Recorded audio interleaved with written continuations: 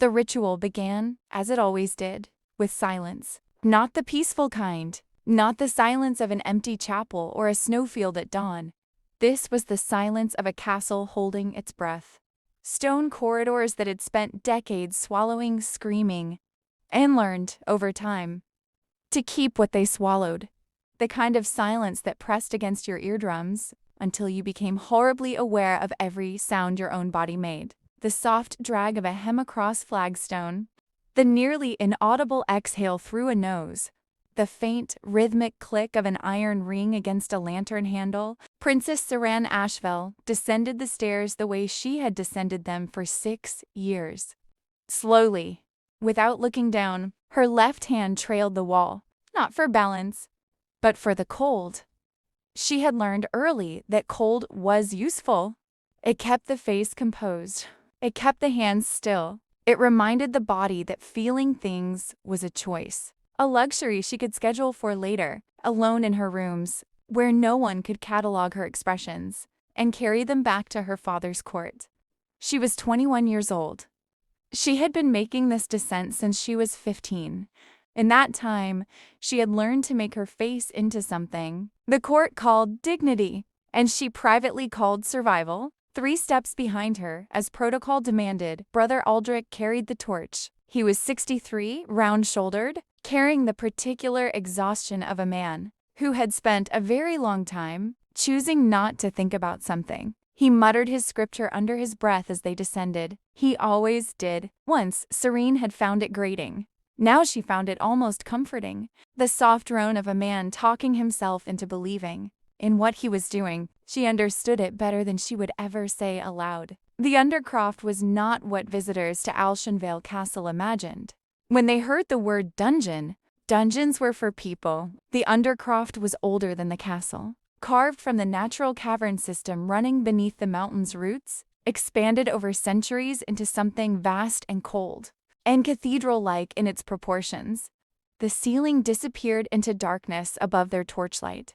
The floor was slick with moisture that never dried. Iron rings had been set into the walls at intervals, each one capable of anchoring chains thick as a man's wrist. And at the center of the space, on a raised stone platform the first Ashvael king had called the Altar of Penitence, sat the mechanism, a great iron framework bolted to bedrock, from which the chains descended.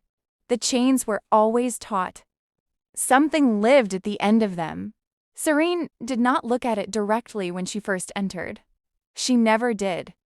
She had learned, in the early years, that looking directly created a particular kind of horror that was very hard to recover from before returning upstairs to sit through dinner. Instead, she set her lantern on the offering table, a stone ledge built specifically for this purpose, and turned to receive the night's prisoner from the guards waiting at the base of the stairs. Tonight it was an old man, gray-bearded, shackled at the wrists, wearing the rough-spun clothes of a laborer. He was shaking, not from cold, though it was cold, and his eyes moved around the Undercroft with the frantic quality of someone searching for an exit they already knew wasn't there. The charges against him had been read to Seren upstairs by Mordecai's clerk, in the flat, affectless tone of someone reading a grain inventory. Sedition, conspiracy, spreading heresy against the crown's divine mandate. Seren had long since stopped believing the charges. She had long since stopped saying so. The Altar of Penitence receives the unworthy, she said, because it was what she was required to say, in the tone she was required to say it. Her voice was steady and cool and contained nothing. Not cruelty, not compassion, not anything at all. The old man looked at her face, searching for mercy, and found nothing to hold on to. She was grateful for that. In the terrible way she was grateful for many things she was ashamed of. The guards released his shackles and left. The protocol required her to leave also, to ascend, to seal the outer door, to not witness what followed. Most keepers before her had followed the protocol. Her father had followed it. Her mother, in her brief tenure as keeper, had followed it. Seren stayed until the man's breathing changed, until the sound from the far end of the chains shifted. And then she turned and walked to the stairs and climbed them, and set her face, and did not allow herself to think about it, until she was alone. She did not return to her rooms.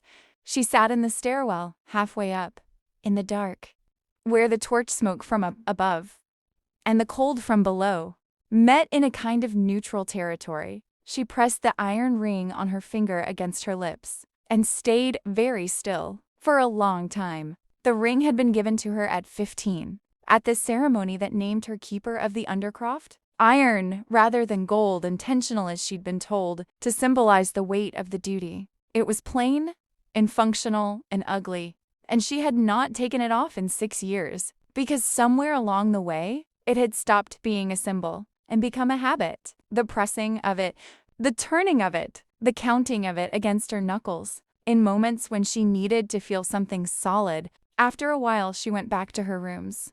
She did not sleep. She read until dawn turned the windows gray. This was every week. This was her life. 3 weeks after the old man, Mordecai brought her the girl. She was perhaps 17, dark-haired, slight, with the kind of face that was still becoming itself. Not quite a child's, not quite a woman's. Her name, according to Mordecai's clerk, was Mira. Her charges, conspiring with foreign agents to destabilize the crown. Seren sat in the council chamber and looked at the girl, and felt something move in her chest. The slow, awful give of ice under pressure.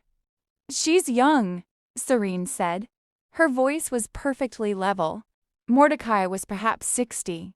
Silver-haired, dressed always in the deep charcoal of court mourning, as if he were perpetually, appropriately sorrowful about something. He had a long face and patient eyes, and the manner of a man who had never once been wrong about anything. Not because he was never wrong, but because he had long ago perfected the art of reframing outcomes, so that his errors became other people's failures. He looked at Seren now with the particular attentiveness he reserved for her. Careful. Assessing. Slightly too warm. "The gods do not distinguish by age," he said. "Neither can justice." Seren turned the iron ring on her finger. "Once. Twice." "When?" she asked. 3 days, said Mordecai. "The new moon, as is proper." She nodded.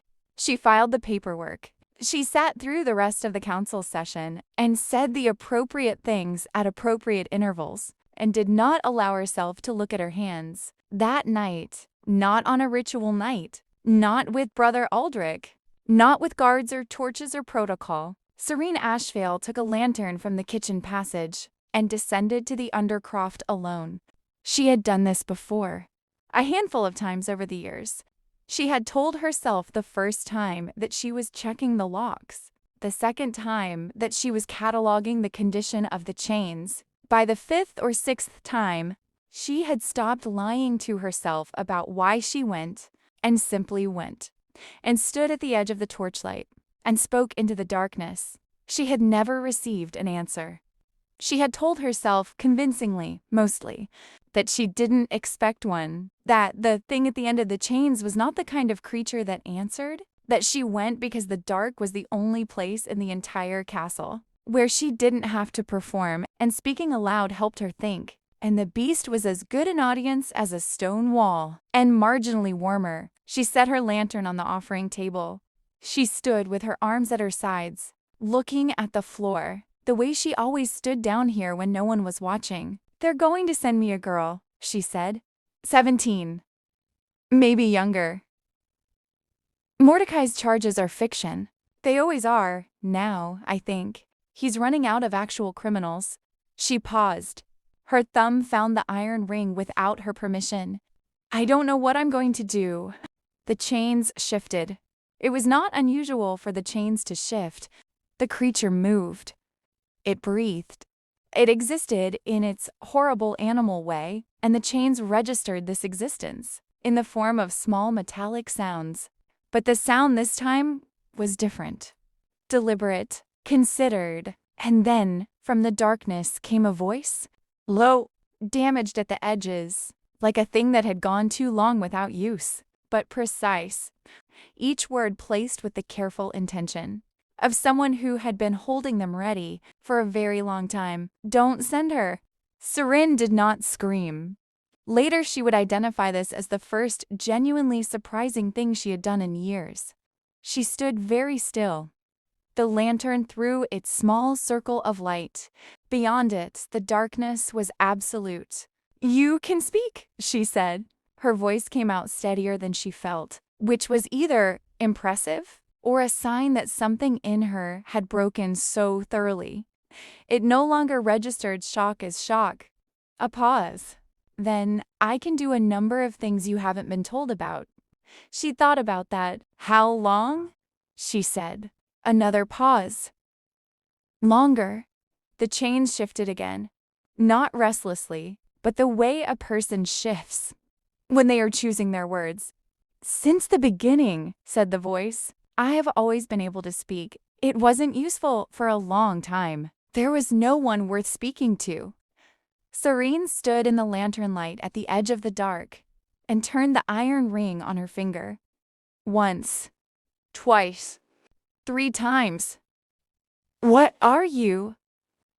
she asked. And from the darkness, very quietly, with the weight of a man stating something, "Has had 20 years to accept. I am what your court made me." She came back the next night.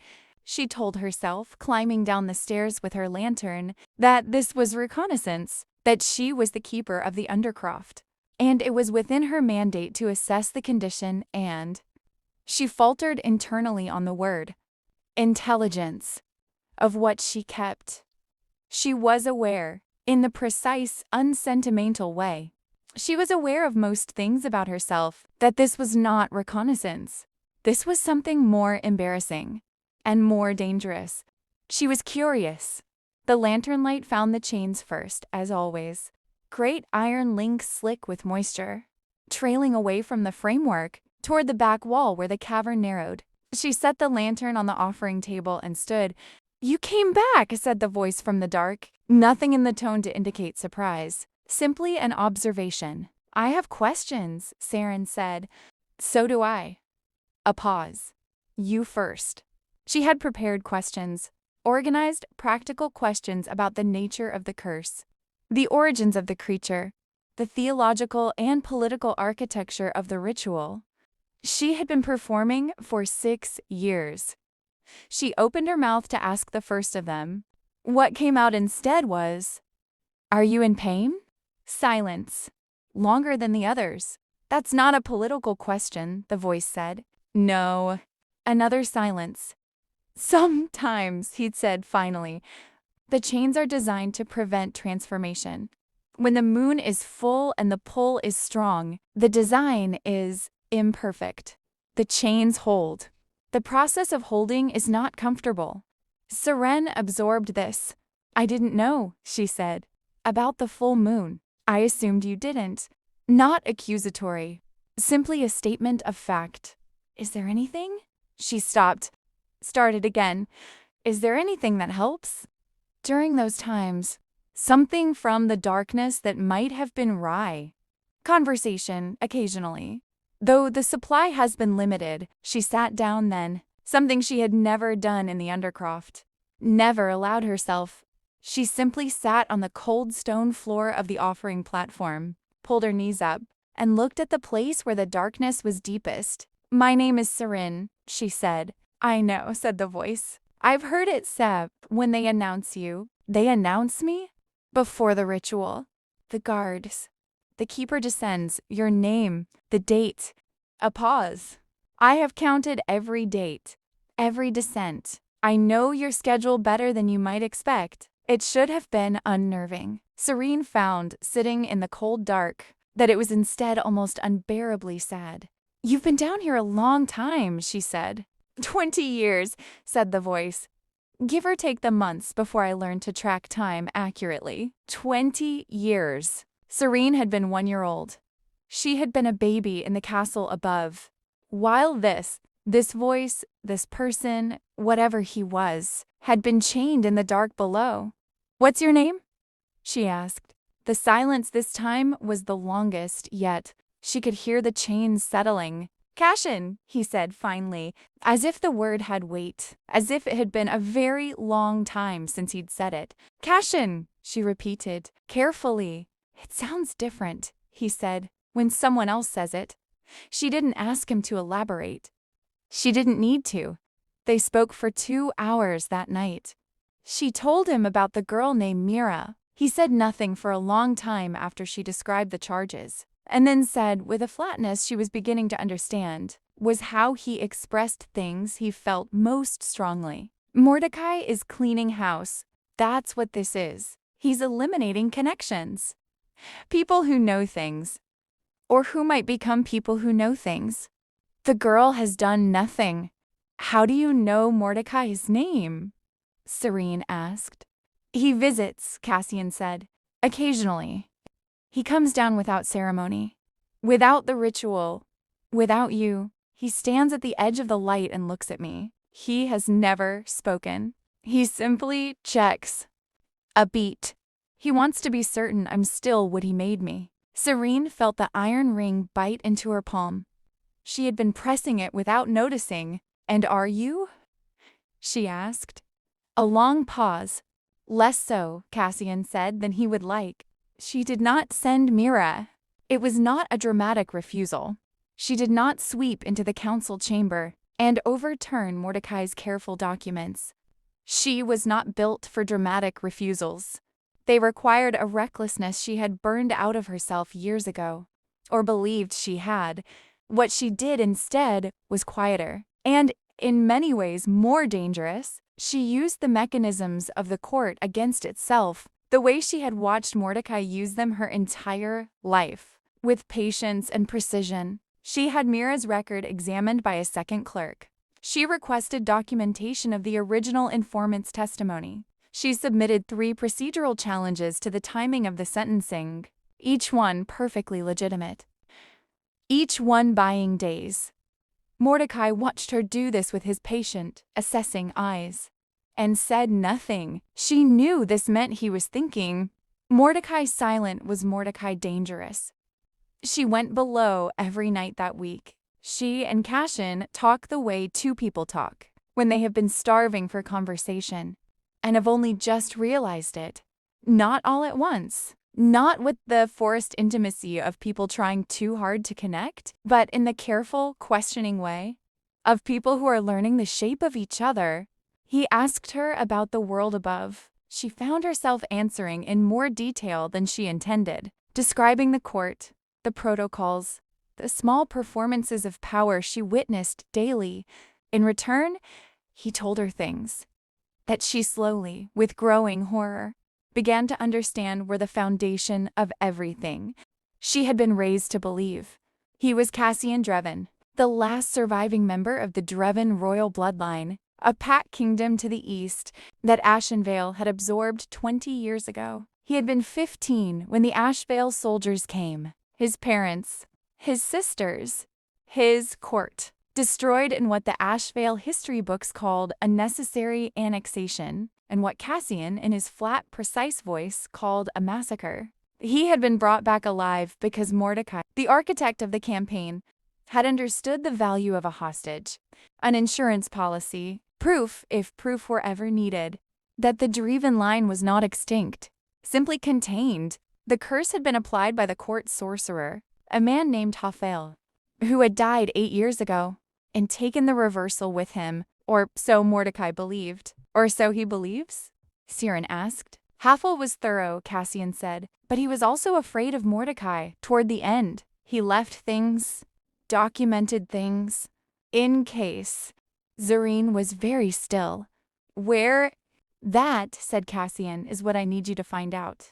She began in the library. The royal library of Ashenveil Castle occupied 3 floors of the eastern tower and contained records going back 400 years. Seren had spent significant portions of her childhood in it, not because she was an especially devoted scholar, but because the library was one of the few places in the castle where no one expected her to perform anything. She knew its geography intimately, where the official histories were kept, and, more importantly, where the unofficial ones weren't. Havel's personal papers had been catalogued after his death. She found the catalog entry in the archive index and found beneath it a notation in different handwriting, added later, asterisk transferred per HC directive, restricted access, asterisk. HC. High Chancellor. Mordecai had taken the papers. She would need to find them. What followed was 2 weeks of the most careful work she had ever done. She attended every council session, every court dinner, every ceremonial function, maintained the precise temperature of her public self without variation. Without giving Mordecai anything to read? At night, she went below. She reported her progress to Kayona in the careful shorthand they had developed. And he listened and thought and offered information that only someone who had spent 20 years doing nothing but observing the castle's patterns could offer. The restricted archive is off the council chamber, he told her one night, accessible from the passage behind the south tapestry. Mordecai uses it on the first and third Tuesday of each month, between the morning session and midday meal. How do you know that? She asked. Sound travels in stone buildings, he said. Differently than people expect. The Undercroft has roots I have spent 20 years mapping. A pause. I hear a great deal. What else have you heard? The question came out softer than she intended. He seemed to hear the softness. Enough, he said quietly, to know you've been doing this for 6 years under duress. Enough to know the person who comes down those stairs is not what you allow the court to see.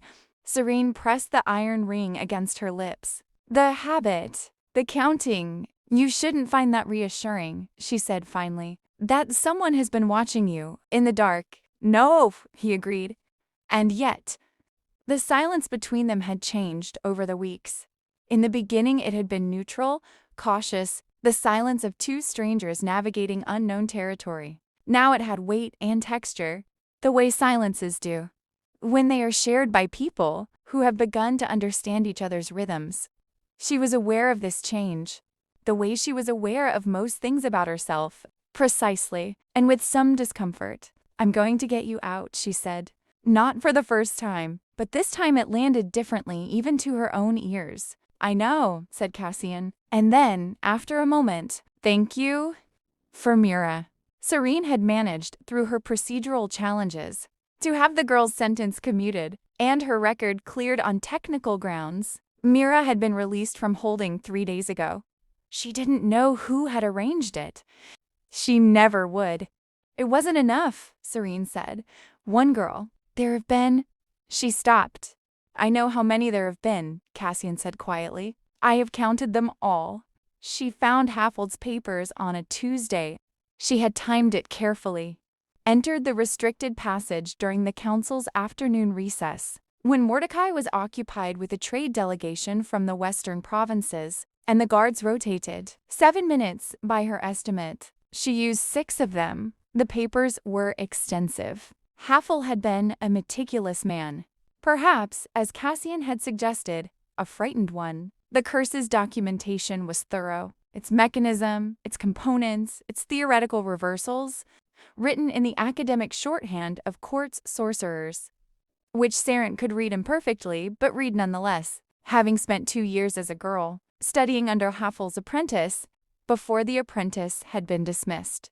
For reasons she now suspected had more to do with what he knew than anything he had done wrong. She extracted 3 pages, not removing them, which would be noticed, but copying them in her own hand, with the speed of someone trained since childhood. In a court secretary's script, she replaced everything exactly. She left. She went below that night with the copies folded inside her sleeve. I've found it, she said. The chains moved in the darkness, a sound she had learned to identify. Not agitation, but attention? Tell me, said Cassian. She read him what she had copied. He listened without interrupting. When she finished, the silence was the particular kind. That follows something important. The final component is blood, he said. The reversal requires the blood of the person who authorized the curse, not the sorcerer. The political authority. Seren already knew this. She had read it 3 times on her way down the stairs. "Mordecai," she said. "Yes." She turned the iron ring. Once. Twice. 3 times. "He's not going to offer it willingly," she said. "No," Cassian agreed. "He's not." They sat with this for a moment. She on the cold stone floor of the offering platform, where she always sat now. He in the darkness at the end of his chains, that she had still never seen him in. Not clearly, not directly. She had glimpsed shapes. She knew he was larger than a man. She knew the curse had made him monstrous in ways she had not yet catalogued. Somewhere in the past weeks, she had found, to her own quiet surprise, that she didn't particularly care about the shape of him. She cared about the voice, the careful placement of words, the way he listened. "I need to tell you something," Cassian said. His tone was different. She sat up slightly. "Freeing me will not be clean," he said. "Even with the reversal, even with Mordecai's blood, I don't know what I'll be afterward. The curse has been in place for 20 years. I was 15 when it was applied. I'm not certain the person I was still exists in any form you would recognize as." He stopped, started again. "I want you to understand what you're choosing to help. Not a prince, not a political solution. Something that has been changed in ways I don't fully understand, by a dark magic I experienced but cannot explain." Seren let it settle. She sat with the weight of it. The way she sat with most difficult things. "You've been listening to me talk to the dark for 2 years, she said finally. "You know I've been feeding people to you, because I've been too afraid to refuse. You know I've been performing survival instead of living it." She paused. "I think we both understand something about being changed into things we didn't choose." A long silence. "Yes," Cassian said, quietly, the way he said things he felt most. "Then we help each other," she said. She heard the chains shift. Not restlessly, not in the way they shifted during the moon's pull. Something different. Something that sounded, if she was interpreting correctly, like a man who has held himself together through sheer force of will for a very long time, finally allowing himself to exhale. The plan required 2 things: access to Mordecai, and something to leverage against him. The leverage came first. Among Havel's papers, which she returned to 3 times over the following week, was a document she had initially passed over, misreading its significance. A record of a specific order, dated 20 years ago, bearing Mordecai's personal seal, the directive that had instructed Havel to curse Cassian rather than execute him. What made it significant was the reason given, written in Mordecai's own hand in the margin: *insurance against Ashvael instability. The bloodline must be preserved in controllable form.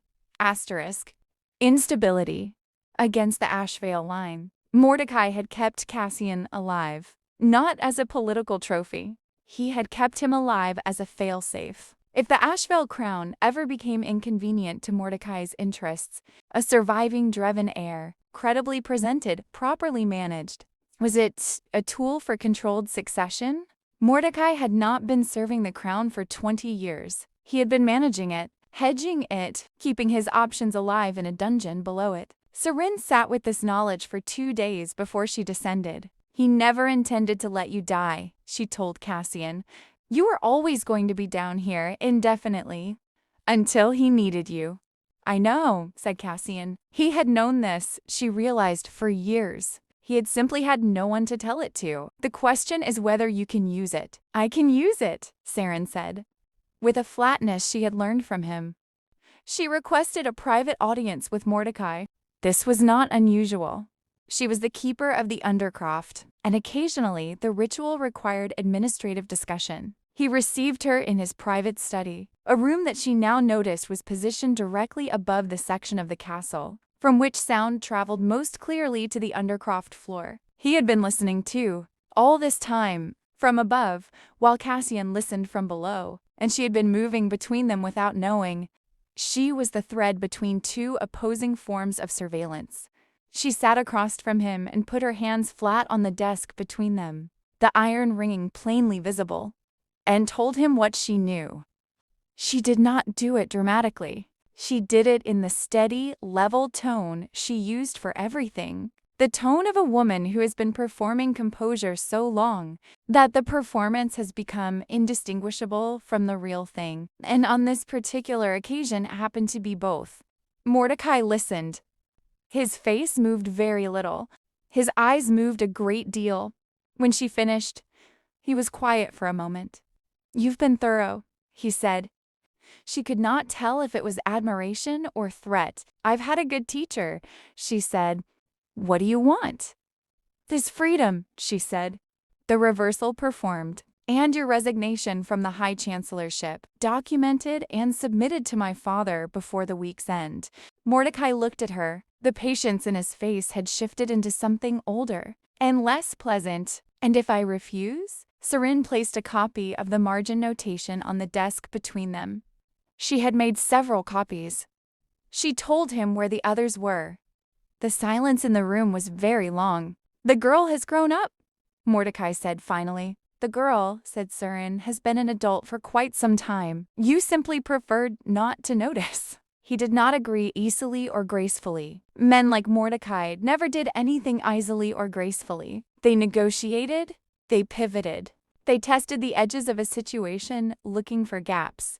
Seren spent 4 days in a careful war of attrition, conducted entirely in the language of polite administrative discussion, in offices, over tea, with documents between them on desks. It was exhausting in a way that battle probably wasn't, because it required the maintenance of her face throughout, at very close range, with someone who had been studying her face for years.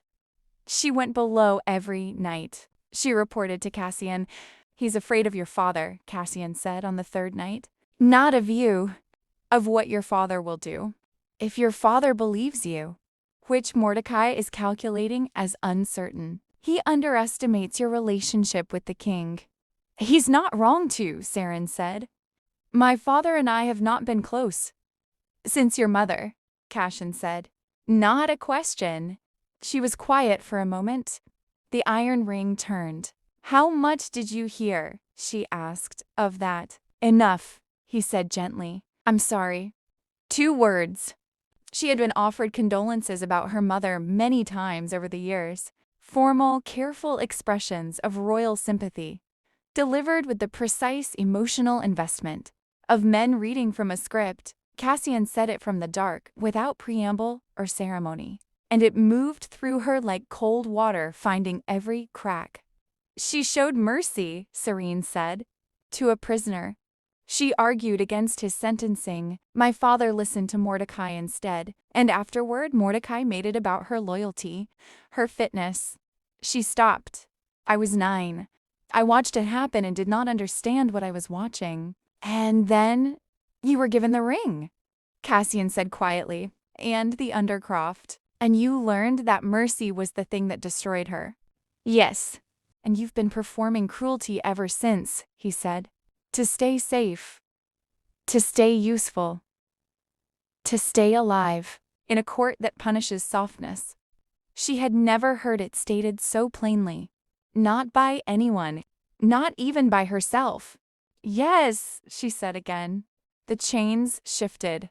Slowly. Deliberately. And then Cassian said, from the darkness, in a voice that was still low and damaged at the edges, but carried something careful and certain in it. "You showed mercy to Mira 2 weeks ago, the first time in 6 years. It almost wasn't enough," she said. "It was enough," he said. "She's alive." It was enough. Seren pressed the iron ring to her lips. Her eyes in the lantern dark were very bright. "You're going to make me cry in a dungeon," she said. From the darkness came the sound, the first time she had ever heard it, of Cassian laughing. Low, rusty, like a door that hadn't been opened in years, but real, unmistakably real. She listened to it as if she were afraid it would stop. On the 4th day, Mordecai agreed. He agreed in the way of a man who has decided that a controlled concession is preferable to an uncontrolled collapse. with precision, with conditions, with his eyes already calculating the next move, before the current one was finished. He would perform the reversal. He would provide the blood required by the curse's mechanism. He would submit his resignation with a framing that would minimize political disruption. In return, the documentation of his fail-safe arrangement. But the Dreven heir would be sealed, not published. The succession question: what a surviving Dreven prince meant for the political landscape of the Eastern Territories would be handled through the King's Council rather than public disclosure. Seren agreed to these terms, knowing full well that sealed documentation was not destroyed documentation, and that Cassian would need to decide, when he was free and in possession of himself, what he wanted to do with the question of his own identity and inheritance. That was not her decision to make for him. She was done making decisions for people who hadn't been asked. The reversal was scheduled for 2 days hence. The new moon. The same ritual timing that governed the Undercroft, because Mordecai, with his exhausting thoroughness, had determined that the curse's binding was weakest then. Seren descended the stairs that night with her lantern and sat on the offering platform and said, 2 days. The silence from the darkness was full. Seren, said Cassian. Yes. I need to tell you, when the reversal happens, it will be... He stopped. She heard him settle, the chains describing the weight of him. I don't know what I'll be. On the other side. The curse has been the shape of me for 20 years. I don't know what's underneath it. I know, she said. You should be prepared for? Cassian. She said his name the way she had learned to say it, with the particular weight of someone who has said a name enough times in the dark that it has become precious. I know, I'm prepared. A pause. How? He asked. Genuinely. Not rhetorically. She thought about it. Because you told me, she said. 'Cause you warned me. Because you have been this entire time more concerned with what I was getting into than what you were getting out of. She turned the ring on her finger. I trust the person who did that, whatever shape he's in. Another long silence. You should probably, Cassian said, the rusty, careful attempt at lightness she had learned to recognize and love. Know what I look like before you commit to that position. Probably, she agreed, but here we are. The night of the new moon. Mordecai descended the stairs behind Seren, with the bearing of a man attending his own professional funeral. Upright. Composed. Refusing to perform anything as undignified as distress. Brother Aldrich came also, because the ritual required a witness, and because Seren had decided, carefully, that the priest deserved to see the consequence of the theology he had spent years maintaining. He descended with his torch and his muttered scripture, and when they reached the Undercroft floor, went very quiet. 4 guards waited at the base of the stairs. Seren had chosen them herself. Men whose loyalty she had spent 2 weeks quietly assessing, in the way Cassian had taught her, by listening to what they said. When they thought no one important was present, the Undercroft felt different tonight. She could not have said why exactly. Perhaps it was simply that she knew what was going to happen in it, for the first time, that for once she was descending with intention, rather than obligation. She set her lantern on the offering table. Turned. Do it, she said to Mordecai. He produced the knife himself. She had half expected something more ceremonial.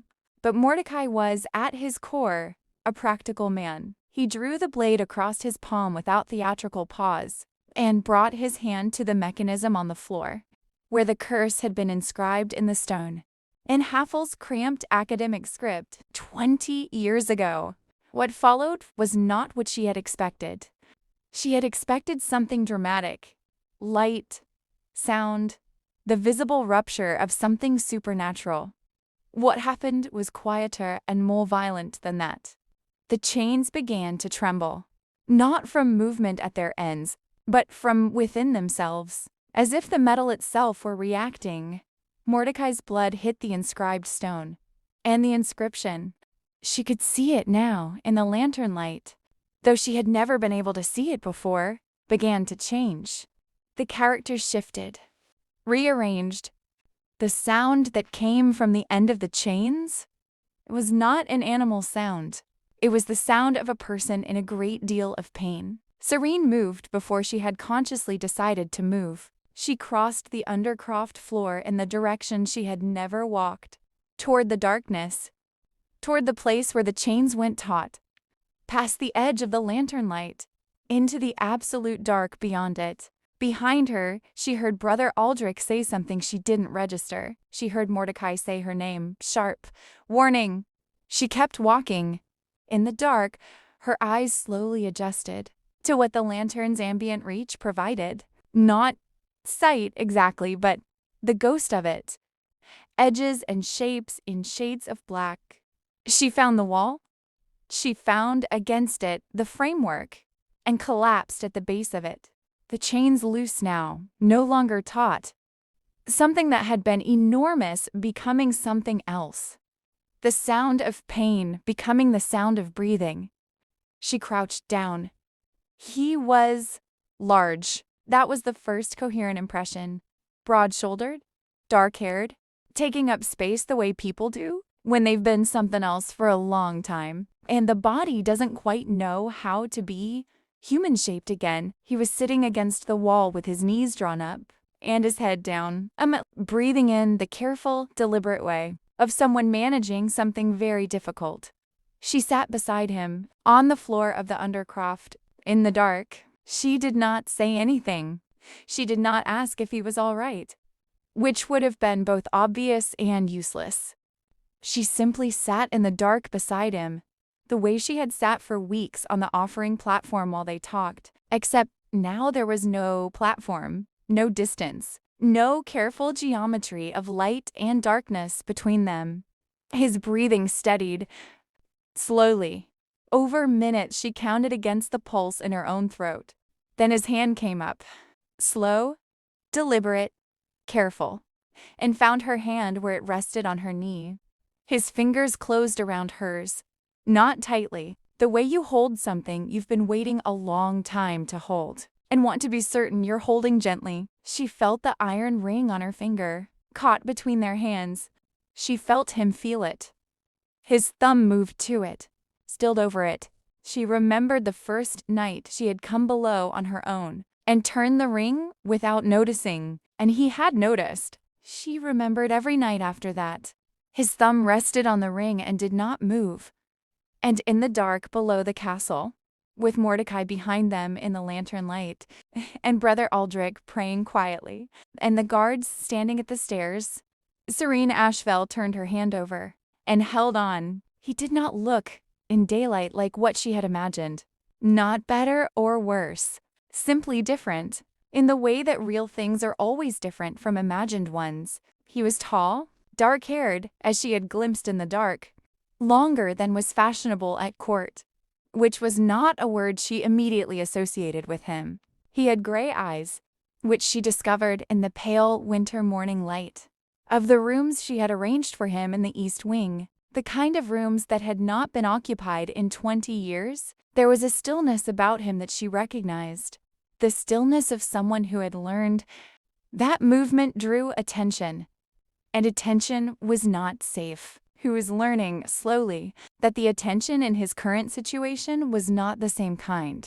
The court was not told everything. They were told that a political prisoner of long standing had been released as part of an administrative review, that the High Chancellor's sudden retirement was related, in a general way, to this review. These were not technically untruths. They were the kind of truths that contained other truths inside them. Like stones in a river, visible only from the right angle. In the right light, her father received Cassian in a formal audience. The Seren attended without being invited to, and no one had the courage to object. The king of Ashenveil was a tall man going gray, whose primary characteristic in Seren's experience was a profound aversion of conflict. Not cowardice exactly, but a deep exhaustion at the prospect of difficulty, which Mordecai had spent 20 years exploiting. He looked at Cassian across the throne room, with an expression she read as calculation. Then guilt. Then the particular blankness of a man, deciding to let someone else navigate the political implications. He let Seren navigate them. This was, she thought, something. The negotiations over Cashen's status took 3 weeks. She conducted them in the same careful, patient, administrative manner she had used against Mordecai, with documents, with precedent, with the steady, unhurried energy of someone who knows what outcome she's working toward and is willing to wait for it. Cashen attended these meetings when he was strong enough, which was not always in the first week, but increasingly in the weeks that followed. He was a quick study of court dynamics, which did not surprise her. He had been observing them through stone for 20 years. He watched her work with an expression she only noticed because she had become accustomed to watching him, quiet, attentive, the gray eyes tracking her movements around a room, with the focused awareness of someone cataloging something important. "You're staring," she said to him one evening, in the East Wing corridor after a particularly long council session. "Yes," he said, without apology. "You were extraordinary in there." She stopped, looked at him. In the 6 weeks since the reversal, she had become accustomed to his face in daylight, but moments like this still caught her. The directness of him, the way he said things without the court's elaborate performance of implication and suggestion. 20 years of isolation had stripped him of any facility for strategic social softening. He said what he meant. She found it disorienting in the best possible way. "I was doing my job," she said. "You were doing your job," he agreed, "in the way you do everything, precisely, thoroughly, and without once letting anyone see how much it cost you." He paused. "I see it. For what it's worth?" She turned the iron ring on her finger. "Once." He looked at it. She looked at his looking. "I want to say something," she said, "and I want you to know that I am aware of how complicated the situation is, politically and personally. And I am not asking for anything in return, for making a claim on." "Seren," he said. She stopped.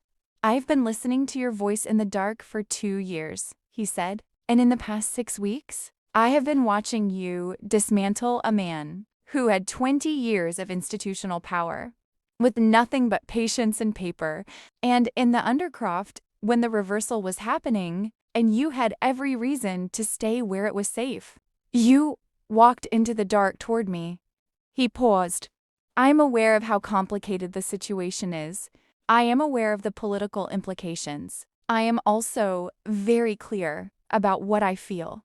She looked at him in the corridor of the East Wing, in the winter afternoon light that came pale and slanted through the narrow windows, and felt something in her chest.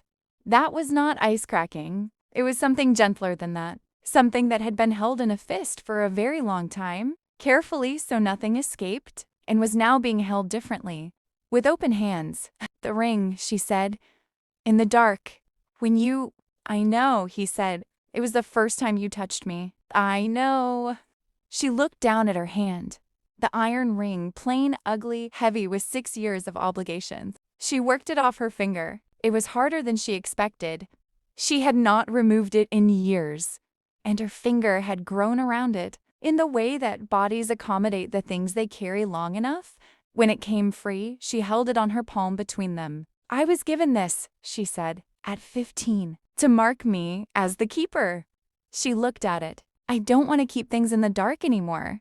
She closed her fingers around it, then put it in her pocket, and looked up at him. He was watching her face in the way he watched most things, with complete attention, taking nothing for granted, storing everything carefully. Then he reached out and took her hand, the one from which the ring had just come, bare now, the finger slightly indented where the iron had sat for 6 years. He brought it up and pressed it once briefly to his mouth. Not performative, not courtly, simply true.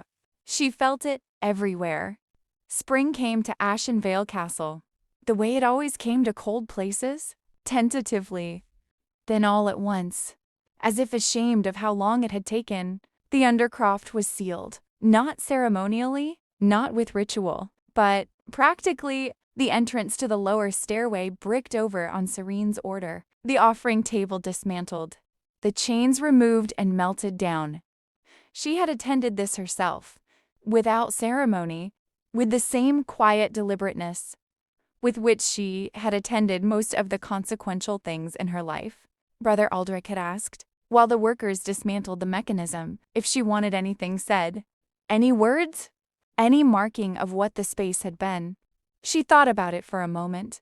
No, she said. Just close it. He nodded, with the expression of a man glad to be let off the theological hook, and then surprised her by adding, quietly, I should have asked questions sooner. Yes, she agreed. So should I. They stood together in something that was not quite absolution, but was adjacent to it, and then they went upstairs into the light. Cashen's status was still being negotiated. It would be negotiated for some time. The Eastern territories had opinions. The Western provinces had concerns.